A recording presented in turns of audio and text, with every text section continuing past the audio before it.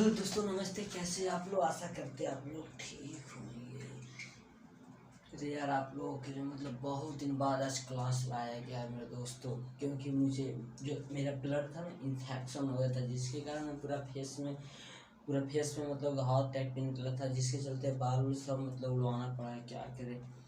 तो आज मैं फाइनली बहुत दिन बाद हेल्थ ठीक हुआ है, तो आज आप लोगों की क्लास लाए हैं मेरे दोस्तों। आज से रेगुलर क्लास रहेगा, रेयर केस में आपका क्लासेस स्टॉपेज किया जाएगा मेरे दोस्तों। चलिए, आप लोगों को जो unit 3 tender and tender document चल रहा था मेरे दोस्तों, उसके अगले पॉइंट में हम डिस्कस किए थे टेंडर क्या होता है, टेंडर डॉक्यूमेंट में कौन कौन से फाइल होते हैं, कौन कौन से पेज होते हैं, कॉन्ट्रैक्टर एंड कॉन्ट्रैक्ट के कुछ रिलेशन हम बताए थे। ये भी बताए थे कि कौन कौन से शर्त होता है, कौन कौन से स्पेसिफिकेशन होता है। आज इस सेशन में जानेंगे। सबसे पहले एक जो आज आपको स्टार्टिंग से ही बताते हैं, यूनिट बहुत ही इम्पोर्टेंट है। ये भी जो आपको अभी बताया जा रहा है मेरे दोस्तों, इसको आप एक बार रिमेम्बर कर लीजिएगा, क्योंकि एग्जाम में आने के चांसेस इसके ज़्यादा हैं अगली बार, क्योंकि ये 2 वर्ष से लगातार नहीं पूछ रहा है मेरे दोस्तों। देखिए, आपको इस तरह से क्वेश्चन पूछेगा कि शेड्यूल ए में टेंडर डॉक्यूमेंट का शेड्यूल ए में किसके बारे में डिस्कस किया जाता है, उसको नोट डाउन कीजिए या लिखे। 4 मार्क्स में पूछ देगा, आपको इस तरह से लिखना है। या ऑब्जेक्टिव में भी 1 मार्क्स में पूछेगा मेरे दोस्तों कि शेड्यूल ए में किसके बारे में डिस्कस किया गया है। तो शेड्यूल ए जो होता है, शेड्यूल कुछ भी नहीं है, शेड्यूल की एक लिस्ट है मेरे दोस्तों, एक लिस्ट। कैसे कैसे बालक हो यार तुम लोग, पढ़ा करो ऐसे बालकों को, कत्लेआम फांसी देना चाहिए। देखिए, शेड्यूल ए में जो हम डिस्कस किया गया है मेरे दोस्तों, वह क्वांटिटी के बारे में किया गया है। यानी शेड्यूल ए के लिस्ट में जितना भी क्वांटिटी हम यूज करेंगे किसी भी कंस्ट्रक्शन या प्रोजेक्ट में, उसके बारे में यहाँ पे डिस्कस किया गया है मेरे दोस्तों। बात आता है कि इस तरह से लिस्ट बना रहेगा, इस तरह से कॉलम बना रहेगा मेरे दोस्तों, इस तरह से कॉलम बना रहेगा। सबसे पहले कॉलम सीरियल नंबर का रहेगा मेरे दोस्तों, उसके बाद रहेगा आइटम का डिस्क्रिप्शन, आइटम का डिस्क्रिप्शन रहेगा, और लिखा हुआ है with brightly specification and reference to book of specification. इसका मतलब ये हुआ मेरे दोस्तों कि जो भी आइटम का डिस्क्रिप्शन यानी आइटम का डिटेल लिखा रहेगा, डिस्क्रिप्शन लिखा रहेगा, वह स्पेसिफिकेशन के बुक के अकॉर्डिंग रहेगा। और पूरा का पूरा ब्राइटली स्पेसिफिकेशन के होता है कि स्पेसिफिकेशन उसके बारे में जितने भी होती हैं टर्म्स कंडीशन है, वो सब लिखे रहेंगे मेरे दोस्तों, क्योंकि बहुत ही अच्छा से आपको स्पेसिफिकेशन बताए थे। अगर जो बंदा स्पेसिफिकेशन नहीं जानता, पहले पिछले वीडियो क्लास देखे तब ये देखे। अगला जो टर्म रहेंगे बिल ऑफ क्वांटिटी रहेंगे, यानी कि बिल एक चिट्ठा रहेगा, क्वांटिटी जो आप कंस्ट्रक्शन या प्रोजेक्ट में जितना क्वांटिटी यूज करेंगे मेरे दोस्तों, उसका बिल रहेगा, उसका अमाउंट रहेगा। उसके बाद अमाउंट यहाँ पर रहेगा। अब बिल ऑफ क्वांटिटी में किस किस का रहेगा वो देखना है, किस किस का। ऐसे ही नहीं, एक लिस्ट बनेगा मेरे दोस्तों, और उसमें खाली क्वांटिटी लिख दे। अरे भाई, उसको मेजर किस फॉर्म में किया हो। ऐसे देखिए, वाटर है तो उसको लीटर में लेंगे, सीमेंट है उसको केजी में लेते हैं, गिट्टी है उसको क्विंटल में लेते हैं। यानी इस तरह से चेंजेस होता है मेरे दोस्तों। ईंट है उसको नंबर्स ऑफ ब्रिक्स लेते हैं, रड है उसको लेंथ में लेते हैं, क्विंटल में भी लेते हैं। तो मेरे दोस्तों, यूनिट के अकॉर्डिंग उसका कॉस्ट रहेगा, क्वांटिटी यूज किया जाएगा। सबसे पहले उसमें क्वांटिटी होगा, उसका यूनिट क्या है, उसके बाद उसका रेट में भी फिगर के साथ और इन वर्ड के साथ। और ये जो 1 2 3 4 5 6 7 है, ये कुछ भी नहीं है मेरे दोस्तों, इसको सीरियल क्रम में सजा दिया गया है, इससे आपको हड़बड़ाना नहीं है। देखिए, शेड्यूल ए में जो है क्वांटिटी के बारे में डिस्कस किया गया है, इसमें कोई बहुत बड़ी चीज़ नहीं थी, आप इसको नोट कीजिए। उसी तरह से शेड्यूल बी जानेंगे, शेड्यूल सी जानेंगे, शेड्यूल डी जानेंगे। यानी जितना भी शेड्यूल आपके लिए इम्पोर्टेंट है, सिलेबस में स्टडी करना है मेरे दोस्तों, हम आपको स्टडी कराएंगे। इसको नोट कीजिए जस्ट।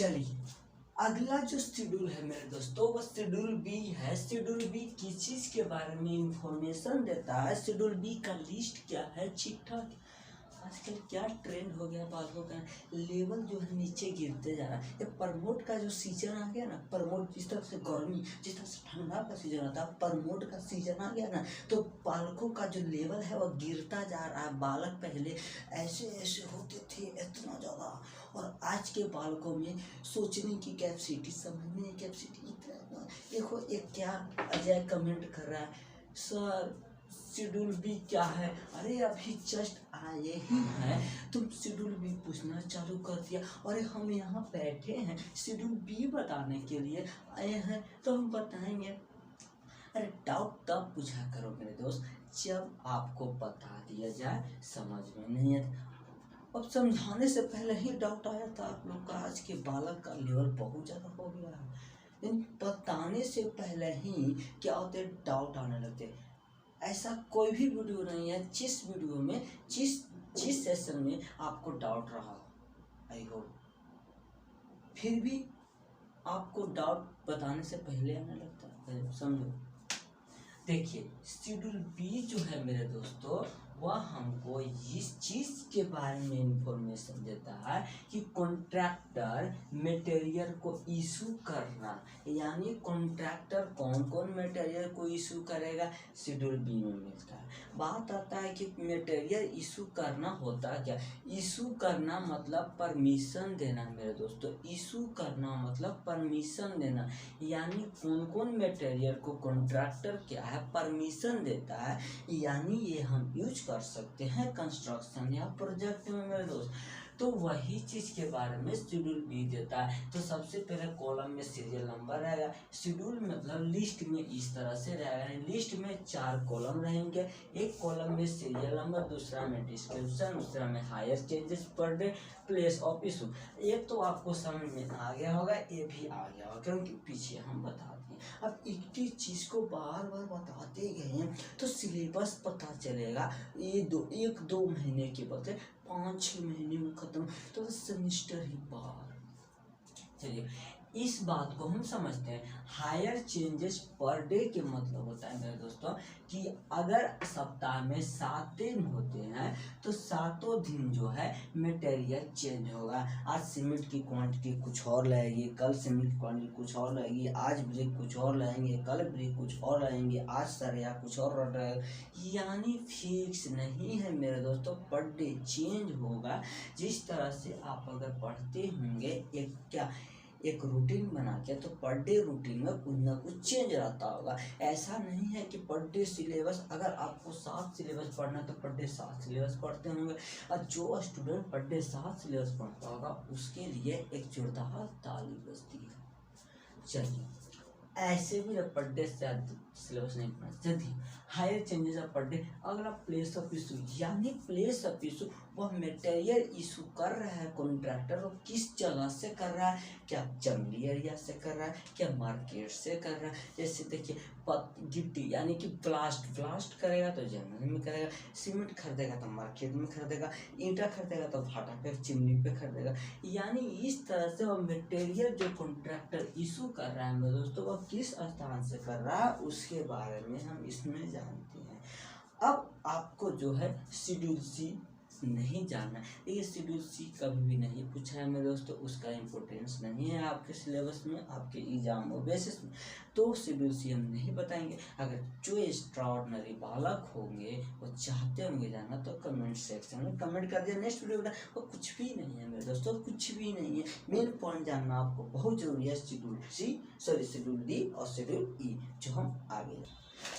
देखिए मेरे दोस्तों, अब जो आप लोगों को जानना है मेन 2 शेड्यूल के बारे में जानना है। हमने जान चुके ए क्या है, बी क्या है और डी क्या है। अब जानेंगे डी क्या है और ई क्या है, यानी सॉरी ई नहीं एफ जानेंगे मेरे दोस्तों, यानी सी और ई आपका इम्पोर्टेंट नहीं है, इसलिए उसको हम नहीं जानेंगे।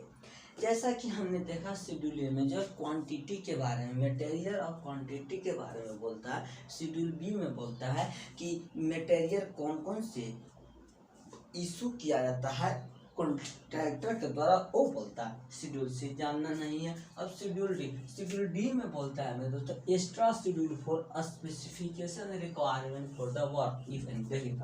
शेड्यूल डी में बोलता है कोई भी अगर वर्क में एक्स्ट्रा रिक्वायरमेंट होती है मटेरियल का, लेबर का, यानी प्रोजेक्ट या कंस्ट्रक्शन में जो भी एक्स्ट्रा चीज़ की रिक्वायरमेंट होती है उसका जो नॉलेज देता है, उसका जो डिस्कशन करता है वह शेड्यूल डी करता है मेरे दोस्तों। जैसे एक्स्ट्रा क्या हुआ, तो जैसे कभी कभी ऐसा सिचुएशन आता है कि जब कंस्ट्रक्शन होते रहता है तो ऐसा सिचुएशन आता है कि वहाँ पर अनुमान लगाया गया था कि वहाँ पर पानी निकलेगा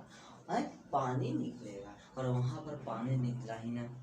या कभी हो सकता है अच्छा मौसम का तो कोई अनुमान नहीं लगाया गया था, मौसम नहीं है। अगर कंस्ट्रक्शन के दौरान बारिश होती है और भूकंप आती है या अर्थक्वेक आती है, उस दौरान अगर कंस्ट्रक्शन में कुछ डैमेज होती है, कुछ नुकसान होती है मेरे दोस्तों, तो ये सब जो आते हैं एक्स्ट्रा के अंतर्गत आते हैं। यानी कंस्ट्रक्शन प्रोजेक्ट में एक्स्ट्रा चीज़ की रिक्वायरमेंट होती है तो वही एक्स्ट्रा चीज़ के बारे में शेड्यूल डी में नॉलेज देता है।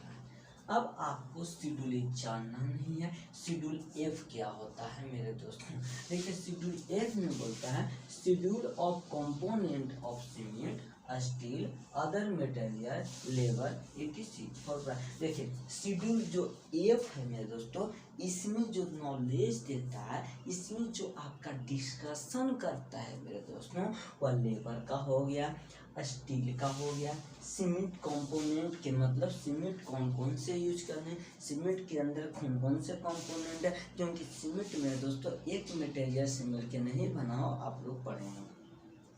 सीमेंट में बहुत सारे मटेरियल मिल होते हैं, लाइम होता है, मैग्नीशिया होता है, एल्युमिनियम होता है, एल्युमिनियम क्विक सेटिंग प्रॉपर्टी देता है, ऐसे बहुत सारे। अगर उसके अंदर हम चलेंगे मतलब तो बहुत लंबा जाएगा डिस्कशन। तो इसी चीज़ के बारे में शेड्यूल एफ में नॉलेज देता है। इस तरह से आपका शेड्यूल जो है कंप्लीट हो गया मेरे दोस्तों। आगे जो हम जानेंगे वह जानेंगे कुछ टेक्निकल टर्म्स होते हैं, टेंडर डॉक्यूमेंट में यूज किए जाते हैं और जो आपके लिए एग्जाम पर्पज से बहुत ही इम्पोर्टेंट है मेरे दोस्तों। इम्पोर्टेंट उन लोगों को बहुत देना है। यानी कुछ टेंडर डॉक्यूमेंट में टेक्निकल टर्म्स यूज करते हैं, जैसे हो गया time limit, penalty, contractor condition, उसके बाद होता है penalty, time extension, defect material. ऐसे आपको एग्जाम में नहीं पूछेगा कि right the name of the terms and sorry contractor. देखिए ऐसे एग्जाम में नहीं पूछेगा मेरे दोस्तों कि right the name of the technical terms is use of tender document. आपको ऐसे पूछेगा time extension, discuss with time extension, 4 marks दे देगा या 2 मार्क्स में पूछ देगा। यानी 4 मार्क्स में 2 क्वेश्चन पूछेगा, 2 मार्क्स का। टाइम एक्सटेंशन क्या, पेनाल्टी क्या, इस तरह से पूछेगा। आई होप आप समझ गए होंगे। आगे हम चलते हैं। तो सबसे पहले हम जानने की कोशिश करेंगे मेरे दोस्तों कॉन्ट्रैक्टर कंडीशन के बारे में, क्योंकि आपका जो है छुट्टी बहुत ज़्यादा दिन हो गया तो अब क्लासेस जो है तनी लंबा लेना पड़ेगा, क्योंकि मैनेज भी करना हमको आता है। चलो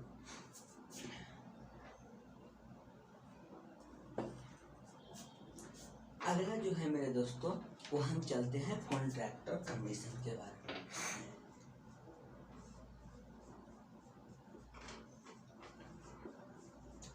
कॉन्ट्रैक्टर कंडीशन क्या होते हैं, क्या नहीं होते हैं, आज इस सेशन में, आज इस पॉइंट में हम जानेंगे।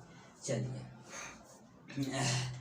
देखिए कॉन्ट्रैक्टर कंडीशन जो होता है, ये जो कॉन्ट्रैक्ट जो होता है वो 2 पर्सनों के बीच होता है, एक तो कॉन्ट्रैक्टर एक ऑनर। यानी कॉन्ट्रैक्ट ही 2 पर्सन के बीच होता है, एक तो कॉन्ट्रैक्टर और एक तो ऑनर। तो उन दोनों के बीच में ही कंडीशन को फॉलो होगा। वही कंडीशन आपका जो आपका कंडीशन होगा मेरे दोस्तों, वह दो पर्सनों के बीच होगा। एक तो कॉन्ट्रैक्टर होगा, एक तो ऑनर होगा, क्योंकि जो भी डील्स होता है इन्हीं दोनों पर्सनों के बीच होता है मेरे दोस्तों। यहाँ पर जो डील्स हो रहा है हमारे और आपके बीच हो रहा है, ठीक है। अब बात आता है कि कौन कौन से कंडीशन होंगे कॉन्ट्रैक्टर के, कौन कौन से कंडीशन होंगे। तो मेरे दोस्तों ये जो कॉन्ट्रैक्टर कंडीशन है ये जो कॉन्ट्रैक्टर कंडीशन है मेरे दोस्तों, वह यहाँ पर हो जाएंगे आपको। जैसे कि टाइम लिमिट क्या होगा, उसका रिक्वायरमेंट क्या है, उतना कॉस्ट में वह सफिशिएंट वर्क कर पाएगा या नहीं कर पाएगा, या आपको या प्रॉफिट ज़्यादा ले रहा है तो प्रॉफिट कम ले। मतलब ऐसे ऐसे कंडीशंस होंगे। रिस्क मतलब कैरी रिस्क कौन करेगा। कैरी रिस्क का मतलब होता है कि हमने बोला कि प्रोजेक्ट हमको 10 करोड़ में करना है, ऑनर बोला, कॉन्ट्रैक्टर क्या किया, उस प्रोजेक्ट को 11 करोड़ में कर दिया। तो भाई हमारा जो कंडीशंस था, ऑनर बोलता है इतना का ही था तो तुमने 1 करोड़ काहे ज़्यादा कर दिया, तो कर दिया तो भरो। तो इस समय जो रिस्क लेगा वो कॉन्ट्रैक्टर लेगा। अगर कॉन्ट्रैक्टर कहता है ऑनर से कि आप यहाँ पर मतलब इस सिचुएशन में मतलब कहीं पर पायर देना, ठीक, कॉलम देना, तो बोलता है कॉन्ट्रैक्टर यहाँ पर कॉलम नहीं दीजिए सर, अच्छा नहीं रहेगा। या बोलता है सर ये तो रियल केस वगैरह, अगर मान लीजिए बारिश आ गया, और जो भी ऑनर का टर्म्स कंडीशन था उसमें वारिस का इंक्लूड नहीं था, और वारिस की वजह से कॉन्ट्रैक्टर का बहुत बड़ा नुकसान, बहुत बड़ा तो नुकसान हो गया। कॉन्ट्रैक्टर कहेगा कि आपने तो वारिस को इंक्लूड नहीं किया था और वारिस आ गया तो हम क्या करें, आप भरिएगा कि हम। तो उस समय मेरे दोस्त ऑनर रिस्क लेता, ऑनर भरता। तो इसी तरह से आपका ये जो पॉइंट था वह क्लियर हो गया मेरे दोस्तों, इसको नोट डाउन कर लीजिए। और आज जो है यहीं तक रहने देते हैं, नेक्स्ट वीडियो में आई होप आपका ये यूनिट खत्म हो जाएगा। उसके बाद 2-3 यूनिट है इजी, मतलब इस मंथ में आपका खत्म हो जाएगा।